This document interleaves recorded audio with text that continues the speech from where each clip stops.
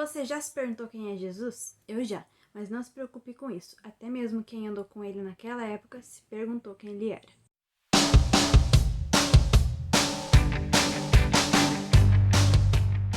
Oi, gente! Meu nome é Nadine Antunes, bem-vindos ao meu canal. Hoje eu vim falar sobre Jesus, quem ele é e por que ele veio. No capítulo 8 do Evangelho segundo Mateus, fala que Jesus entrou no barco com seus discípulos e foi ao mar. E no mar, os discípulos dormiram no barco e começou uma tempestade, ventos e o mar revolto. E os discípulos se acordaram e ficaram apavorados naquele momento com aquela tempestade. E falaram: Senhor, salva-nos porque perecemos. Então Jesus veio, questionou a fé pequena daqueles homens e mandou que o mar e o vento se acalmassem e seguiu uma grande bonança naquele lugar. Então os discípulos se maravilharam e perguntaram: que homem é este que até o vento e o mar lhe obedecem?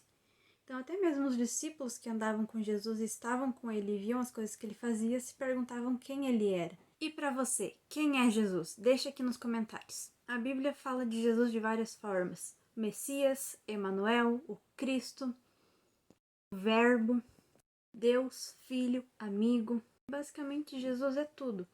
Em João capítulo 1, versículo 1, nos diz: no princípio era o Verbo, e o Verbo estava com Deus, e o Verbo era Deus. Então, quando João fala do Verbo, ele já está falando de Jesus. Jesus sempre esteve lá. Ele não foi criado como nós. Ele sempre esteve lá. E aí no versículo 14, João fala: e o Verbo se fez carne e habitou entre nós. Já sendo tudo, Jesus ainda quis ser como nós. Que a melhor forma dele nos ensinar, tudo que ele tinha para nos ensinar era vindo até aqui e estando conosco. A missão de Jesus era ensinar, amar, perdoar e salvar. Lá no Antigo Testamento já se falava em Jesus. No livro 7 de Isaías, e versículo 14, ele fala que uma virgem conceberá e dará à luz a um filho, e o seu nome será Emanuel. Emanuel, Deus conosco. E no capítulo 9, versículo 6, ele fala: porque um menino nos nasceu, um filho nos foi dado, e o principado está sobre os seus ombros. E o seu nome será Maravilhoso Conselheiro, Deus Forte, Pai da Eternidade, Príncipe da Paz. E uma coisa que me chama a atenção é que o ministério de Isaías aconteceu 700 anos antes de Cristo. E ele já escreveu: nos nasceu. Ele já fala no presente. Ele tinha tanta certeza de que Jesus viria e de que tudo isso aconteceria que ele já falou: nos nasceu um menino. E aqui Isaías retrata Jesus como maravilhoso conselheiro, Deus forte, Pai da eternidade, Príncipe da paz. Esse é Jesus para Isaías, 700 anos antes de Cristo, e ele já tinha essa visão dele, daquele que viria para salvar o mundo. E no capítulo 35, no versículo 5, Isaías fala que Jesus viesse, os cegos enxergariam, os aleijados saltariam, os mudos cantariam e os desertos seriam cheios de água. Então, lá no Antigo Testamento, Jesus já era aquele que viria para salvar o mundo, aquele que seria um amigo, um conselheiro, aquele que viria para fazer milagres e coisas que ninguém jamais tinha visto. E então, nos evangelhos de João, Lucas, Marcos, Mateus, a gente vê que realmente Jesus veio e fez tudo aquilo que estava prometido nas antigas escrituras há tanto tempo atrás. João Batista, quando viu Jesus, disse: eis o Cordeiro de Deus, que tira o pecado do mundo. No capítulo 11 de João, no versículo 25, Jesus se descreve como ressurreição e vida. Já no capítulo 14, versículo 6, ele se descreve como caminho, verdade e vida. Em João 15:15, Jesus diz que já não nos chama mais de servos, mas sim de amigos. Então ele é também nosso amigo. Então no livro de João nós já temos toda essa retratação de quem é Jesus. É o caminho, a verdade e a vida, é a ressurreição, é um amigo. E Jesus também era servo. Em Filipenses capítulo 2, versículo 5, nos fala: de sorte que haja em vós o mesmo sentimento que houve também em Cristo Jesus, que sendo em forma de Deus, não teve por usurpação ser igual a Deus, mas aniquilou-se a si mesmo, tomando forma de servo, fazendo semelhante aos homens. Jesus se tornou servo. ele veio para servir primeiramente ao seu pai, fazendo aquilo que o seu pai o mandou para fazer, que seria salvar o mundo, perdoar o mundo. Foi também servo aos homens. Jesus teve humildade, ele lavou os pés dos seus discípulos.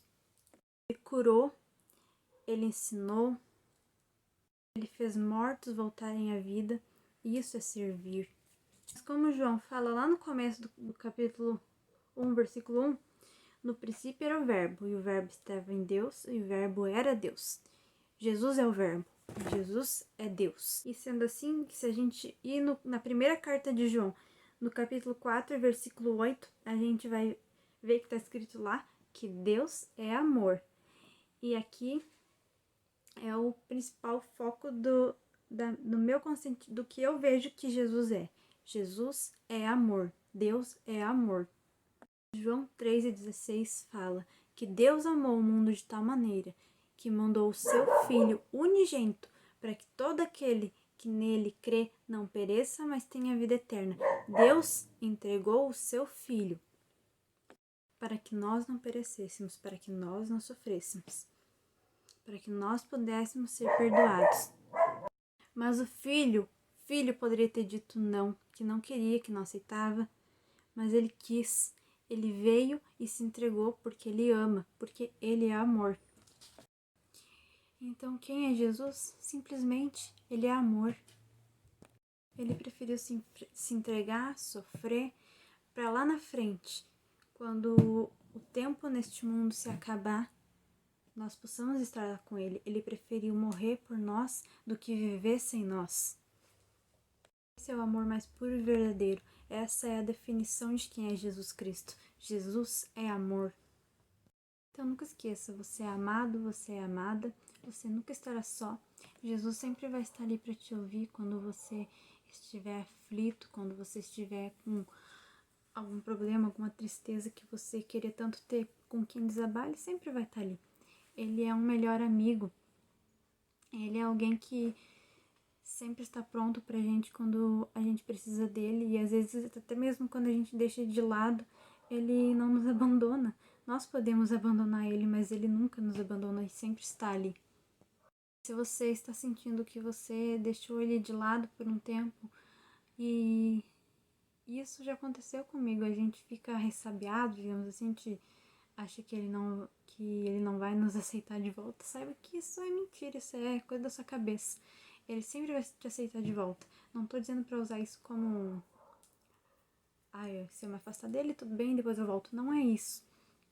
Mas se você tá se sentindo assim, saiba que ele sempre vai estar ali pra te receber e te amar. Ele nunca vai deixar de te amar.